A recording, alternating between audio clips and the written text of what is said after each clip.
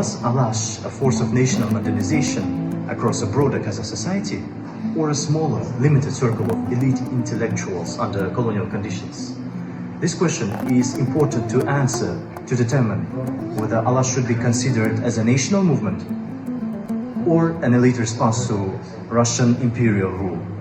To answer this question, we will analyze primary sources such as Alash publications and party documentations and secondary interpretations of historians. Statement 1.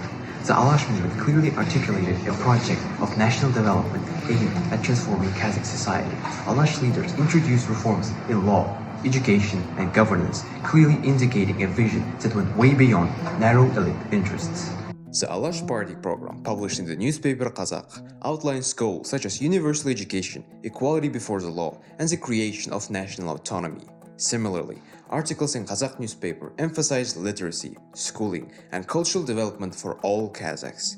These sources show that Alash leaders were not only concerned with political power, but aimed at systematic modernization of society, especially through education and institutional reform. Statement 2.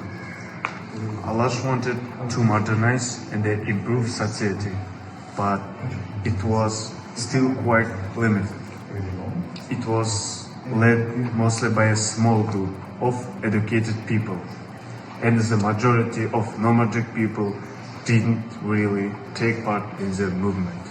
Historian Marta Brill-Olk notes that Alash leadership consisted mainly of a small Western educated elite with limited direct influence over the nomadic population. Similarly, Adib Khalid argues that Jadid-style reform movements in Central Asia were largely urban and intellectual in nature. This suggests that while the goals were broad, the actual social base of the movement was narrow, limiting its ability to function as mass national movement. The limited scope of Alash was strongly shaped by colonial conditions rather than internal weaknesses.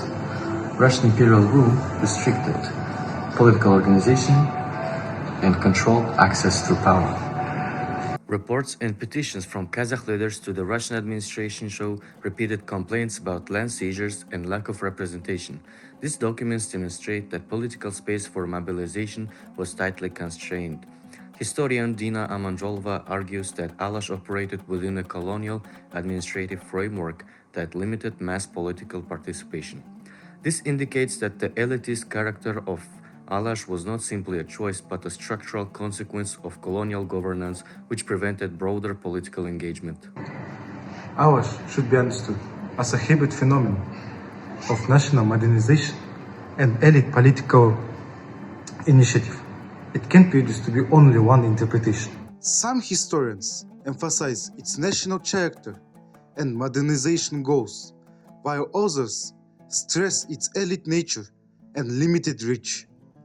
The combination of these perspectives shows that Alash was both ideologically national and practically limited, reflecting contradictions of its historical context. In conclusion, the Alash movement wasn't exclusively one or the other. It was a genuine project of national modernization aimed at reforming education, governance, and society as a whole. However, in reality, it functioned as a political party led by a small circle of intellectuals, largely due to colonial constraints that restricted mass participation. Therefore, the most accurate interpretation would be that Alash was a transformative modernization project shaped and limited by the colonial rule full of oppression.